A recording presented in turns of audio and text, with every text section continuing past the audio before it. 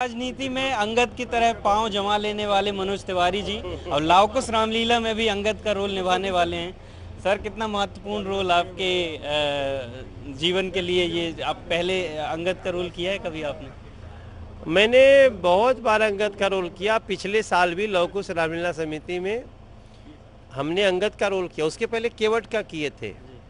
तो अंगद का रोल मेरा लोगों को रास आ रहा है, तो मैं फिर अंगद बनूंगा। रावण को चुनौती देना है। सर, अंगद का रोल आप निभा रहे हैं।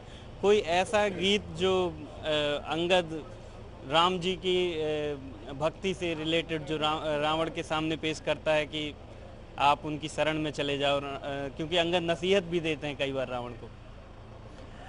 जी हाँ, बट वो क्या है ना, अंगद का गीत महत्वपूर्ण नहीं है। अंगद का संदेश महत्वपूर्ण है। अंगद की मर्यादा महत्वपूर्ण है। अंगद चाहते तो उन बोलते हैं कि मैं चाहूँ तो अभी माँ जानकी को यहाँ से लेके जा सकता हूँ, लेकिन प्रभु ने हमें आदेश नहीं दिया। उन्होंने सिर्फ पता लगाने को बोला, और पता लगाने को बोला तो मैं पता लगा के जा रहा हूँ, लेकिन चेतावनी देके जाते हैं कि अब रावण आप भी बहुत कम दिन के मेहमान हो, और जानकी माँ तो प्रभु श्री राम के पास जाएंगी ही जाएंगी।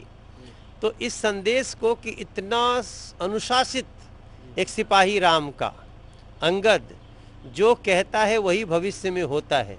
जो अंगद की बात नहीं मानता है वो रावण की तरह कुल सहित सर्वनाश को जाता है। आप एक पंक्तियां आपने कुछ कही थी वहां पर, जिसमें आपने कहा था कि गली गली में इस समय रावण है, तो इतने राम कहाँ से लाऊं। वो पंक्ति आप कही आज की, क्योंकि आज के समाज के हिसाब से वो बहुत ज़रूरी हो जाती हैं, जिस तरीके का माहौल पूरे और व्याप्त है। कि कविता है कि घर घर लंका बनी हुई है, आज अयोध्या कहाँ बसाएं।